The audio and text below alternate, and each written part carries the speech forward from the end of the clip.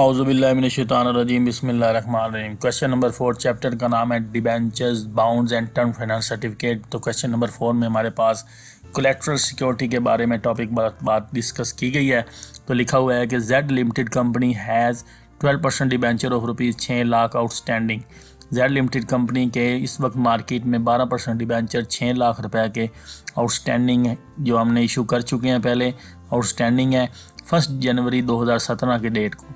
On 1 जुलाई 2017 7वें महीने के पहले दिन 2017 को company obtain a loan of rupees 1,75,000। Company ने 1,75,000 रुपये का कर्ज लिया है from MCB Muslim commercial bank से कर्ज ले लिया है।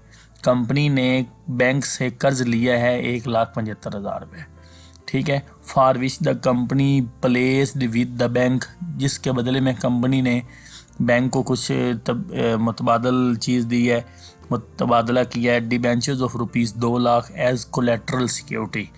कि सिक्योरिटी की मद में बैंक ने 2 लाख रुपए के डिबेंचर्स इशू कर दिए हैं। कंपनी ने 2 लाख रुपए के डिबेंचर्स इशू कर दिए हैं बैंक को। अब हुआ क्या है कि कंपनी के इस वक्त मार्केट में 6 लाख रुपए का कर्ज आउटस्टैंडिंग चल रहा है डिबेंचर की शक्ल में।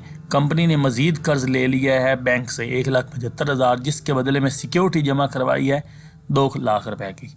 तो 2 लाख रुपए की सिक्योरिटी की वैल्यू ज़्यादा है कर्ज की बनिस्बत। तो यहाँ पे लिखा हुआ है पास द जर्नल एंट्रीज़ पास करें इफ़ एनी, अगर कोई जर्नल एंट्री पास होती है।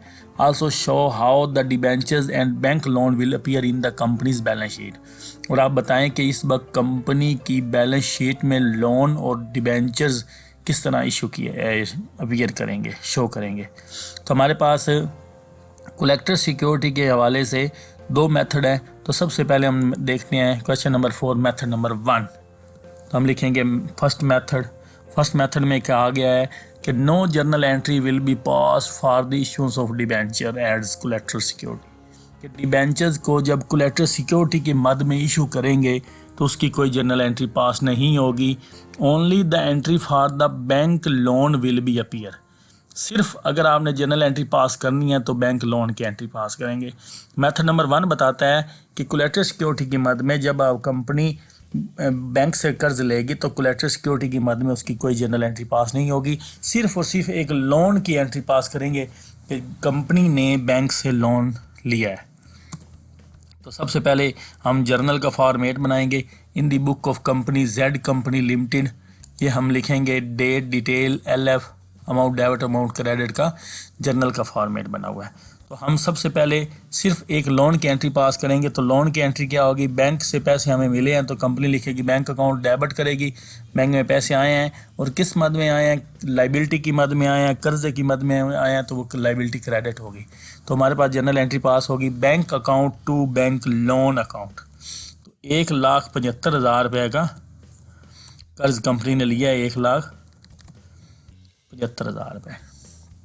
हम लिखेंगे bank account to bank loan account being the loan taken from bank, के बैंक से जो लोन लिया उसकी जनरल एंट्री पास कर दी है। अब जो है कंपनी वो बैलेंस शीट तैयार करना चाहती है। तो कंपनी सबसे पहले लिखेगी जेड लिमिटेड कंपनी का नाम, उसके बाद लिखेंगे बैलेंस शीट, फिर लिखेंगे जिस डेट को बैलेंस शीट तैयार हो रही है एज ऑन 1 जुलाई 2017। तो बैलेंस शीट का जो फॉर्मेट है हमारे पास वो दिया हुआ है, लाइबिलिटी साइड है, अमाउंट है, एसेट साइड है और अमाउंट है। तो सबसे पहले आप देखें जर्नल एंट्री में हमारे पास बैंक अकाउंट डेबिट हुआ है 1,75,000 से। बैंक हमारा एसेट अकाउंट है इसलिए हम एसेट साइड पे लिखेंगे 1,75,000।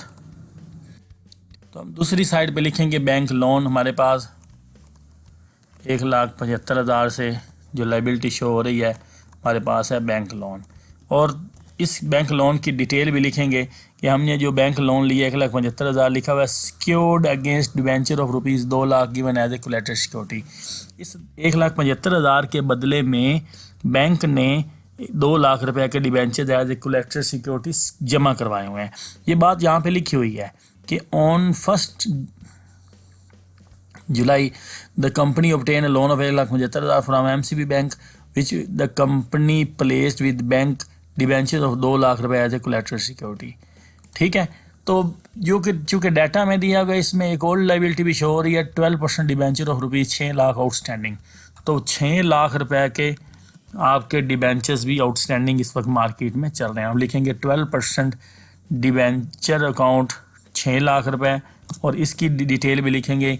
इन addition debenture of rupees 2 lakh given as a collateral security, और हमने 2 लाख रुपए के यहाँ पे कोलेटरल सिक्योरिटी के मद में डिबेंचर्स और भी जमा करवाए हुए हैं।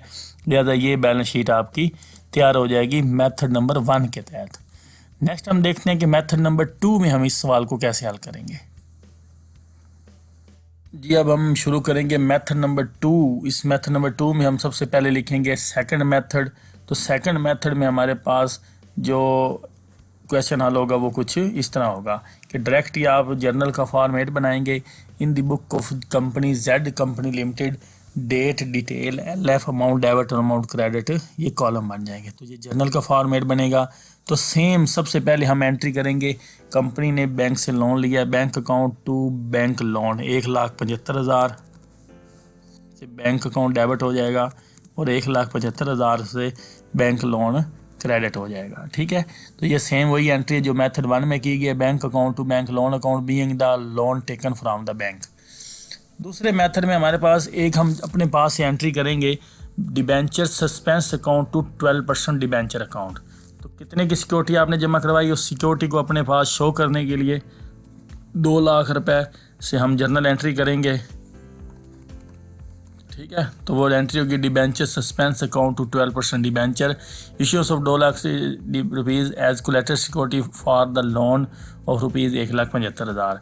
1,75,000 के बदले में 2 लाख रुपए की आपने डिबेंचर एज ए सिक्योरिटी जमा करवाए हुए हैं। तो दूसरे मेथड में हमने लोन की एंट्री पास करनी है और अपने पास से जो हमने सिक्योरिटी के तौर पर डिबेंचर इशू की हैं उसकी भी एक जर्नल एंट्री पास करेंगे। तो वो जर्नल एंट्री होगी debenture account suspense account to 12% debenture account. अब हम बनाएंगे बैलेंस शीट।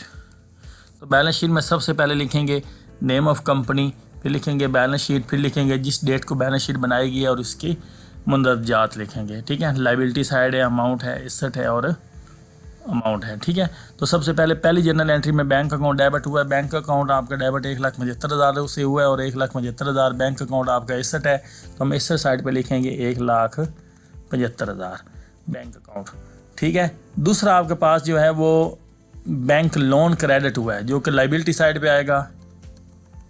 तो लाइबिलिटी साइड पे लिखेंगे 1,75,000 बैंक लोन, और इस बैंक लोन के साथ हम इसी की डिटेल लिखेंगे secured against debenture of rupees 2 lakh given as a collateral security. तो हमने बताया कि 1,75,000 की लोन लिया हुआ है बैंक से, जिसके बदले में हमने सिक्योर्ड डिबेंचर टर्म्स जो इशू उसके साथ हुई है कर्जे की, सिक्योर्ड वाले डिबेंचर आपने 2 लाख रुपए की उसकी सिक्योरिटी जमा करवाई हुई है। नेक्स्ट आपके पास डिबेंचर सस्पेंस अकाउंट, आपने पास एक सस्पेंस अकाउंट बनाया है जो कि 2 लाख रुपए का हम इस साइड पे लिखेंगे। ठीक है, तो 2 लाख रुपए का आपके पास आ जाएगा डिबेंचर सस्पेंस अकाउंट। ठीक है, नेक्स्ट 12% डिबेंचर हमने चूँकि बैंक में एज ए कोलेटरल सिक्योरिटी जमा करवाए हैं, ये 2 लाख रुपए, और क्वेश्चन में पहले भी उसने बता दिया कि Z limited company has 12% debentures of rupees 6 lakh जो कि आउटस्टैंडिंग है 1 जनवरी 2017 को। 6 लाख रुपए के पहले से 12% डिबेंचर आपने इशू किए हुए हैं और यहाँ पे 2 लाख रुपए के कोलेटरल सिक्योरिटी के माध्यम में जमा करवाए हुए हैं। तो 6 लाख रुपए और ये 2 लाख रुपए के डिबेंचर जो बैंक में आपने इशू किए हुए हैं, ये टोटल 6 लाख और 2 लाख हो जाएगा 8 लाख। ठीक है, तो ये आपके पास आ जाएगा 12% अकाउंट डिबेंचर अकाउंट 8 लाख रुपए। तो इस 8 लाख रुपए में 6 लाख रुपए आपका ये वाला शामिल है जो आपने इशू किए हुए हैं पब्लिक को डिबेंचर्स, और 2 lakh as a collateral security के। ठीक है, तो साथ इसकी डिटेल भी लिख देंगे कि in addition debentures of rupees 2 lakh given as a bank given to bank as a collateral security के 2 लाख रुपए की आपने बैंक को कोलेटरल सिक्योरिटी की माध्यम में भी जमा करवाए हुए हैं डिबेंचर्स। तो ये हमारे पास 2 मेथड थे। पहले मेथड में कोई जर्नल एंट्री पास नहीं होगी सिवाय आपके बैंक लोन की, और दूसरे मेथड में आपके पास 2 जर्नल एंट्री पास होंगी, एक बैंक लोन की, एक डिबेंचर्स सस्पेंस अकाउंट की, ताकि हम अपनी पूरी बैलेंस शीट शो कर सकते हैं। ठीक है, तो जिस तरह आपको लगे पेपर में, आप चाहे मेथड 1 से आप क्वेश्चन हल करें या मेथड 2 से हल करें, आपका दोनों मेथड से क्वेश्चन एक्सेप्टेबल होगा। उम्मीद करता हूँ आपको क्वेश्चन की समझ आई होगी। जल्द आपसे मुलाकात होगी नेक्स्ट क्वेश्चन की, तब तक के लिए अल्लाह हाफिज़।